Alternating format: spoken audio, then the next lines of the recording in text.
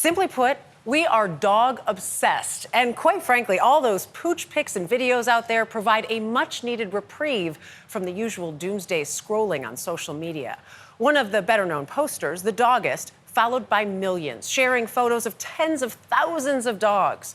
We sat down with social media's favorite candid canine capturer to talk about his new book out next week and what being the Dogist is all about.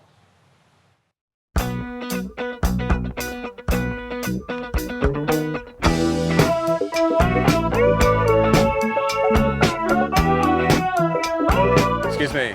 Sorry, may I take a photo of your dog? Absolutely.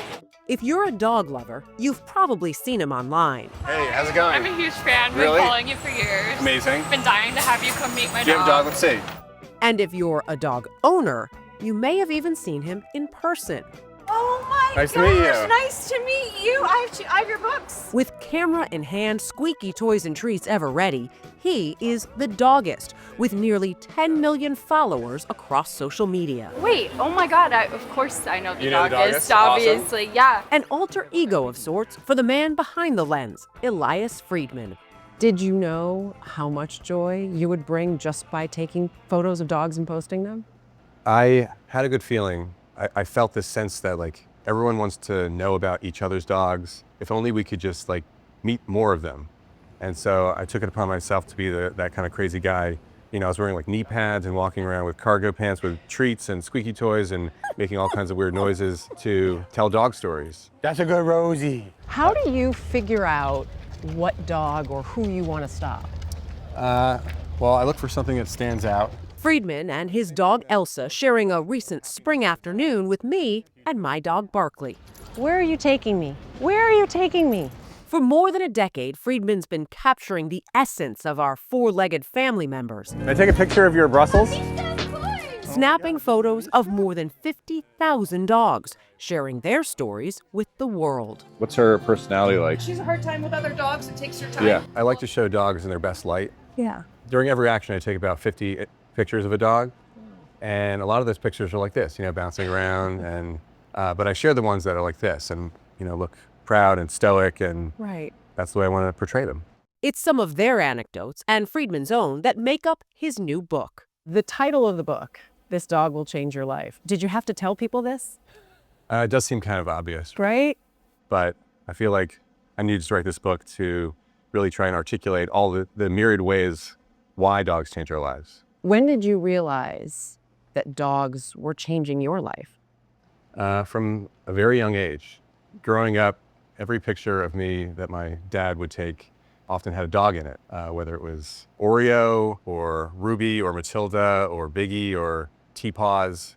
I just always gravitated towards dogs because I was kind of a shy kid and dogs are always there for you. Despite his canine adoration, Friedman majored in psychology at Boston University, then went on to work in marketing. When I was growing up, I was taking pictures of dogs, and I feel like that was always my dream, my plan A. Really? Yeah. Why didn't you pursue that? Well, in kindergarten, dog photographer wasn't on the list of options, right? But when he was laid off at 25, things suddenly came into focus. A way to combine his artistic ability and puppy passion in what he thought would be a humorous way. It was kind of like a joke in a way. Like, wouldn't it be funny to make it seem like dogs wanted to have their picture taken too? But pretty quickly, I realized that it was much more profound than that dogs have backstories like we do, and they're not always great backstories. So I had a responsibility to tell every dog's story, whether it was just a puppy looking cute, or whether it was a dog that was abused, or whether it was a working dog doing something really interesting. Friedman went from a Dogist We got a bulldog in the stroller. to the Dogist. The photos and videos he puts out, he calls a bright light in the world. He gets no attention ever from anyone. And dogs, he says, are the perfect subject for that. Because unlike humans, often posing for photos, Sorry about it. It was nice meeting you. each pooch pic is a candid one, since they don't know what a camera is. You can see their expression on their face, whether it's like this, or they're so happy, or they're confused. You know, Yeah. They're just not hiding anything. And then also I can take a funny picture of them. The dog's not like, you know, oh, let me see that picture, delete Right. that picture. Don't post it. Yeah, don't Yeah. post that.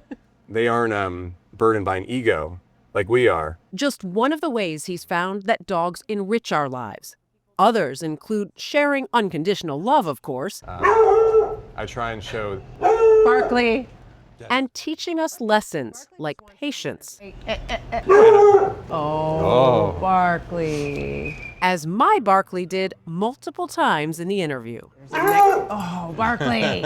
Barkley, that was a good yeah. question, too. This is what you write about in the book, too. People are like, sorry for my dog, and this is who he is. And You know, dogs are incredibly funny, and laughing is like extremely healthy. The things that dogs do every day, they just add levity to everything. And like, why is everyone so serious all the time? No surprise, Friedman crediting his own dog, Elsa, with profoundly changing his life, originally agreeing to foster her during the pandemic. But when she nearly ran away, he knew Elsa was there to stay. When I finally caught up with her and got her, there was sort of this wave of like, oh my God, I love this dog. I never want to let her go. Yeah, and dogs serve as this catalyst to more love. She helped me end up in a loving relationship with Sam, my wife. I don't know if I owe it all to Elsa, but about 99% of it. A short take now from a man with a strong claim to the title Dog's Best Friend. It's a love and path Friedman couldn't comprehend back in 2015 when CBS Sunday Morning caught up with him after the Dogist had fetched his first 1 million followers. People are always surprised when they hear that I don't have a dog of my own. And I tell them that, you know, if I had a dog, I would fall in love with it and I wouldn't travel anymore. Yeah, well, That didn't happen.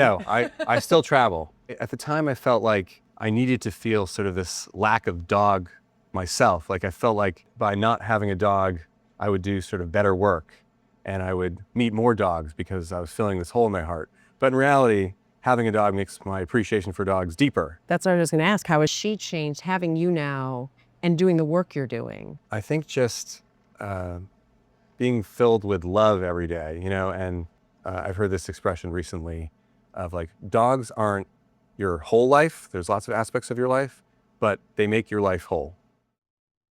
Absolutely love that. And two things, Tom and Jerry's in New York allowed us to bring the dogs in there and sit and hang out. And then look at this on the cover. So this dog has changed your life, and you get to write down your different dogs. And notice I still have room for one more, so sorry to my husband, we're at least gonna have one more out there. But it's a great follow and it's a great book.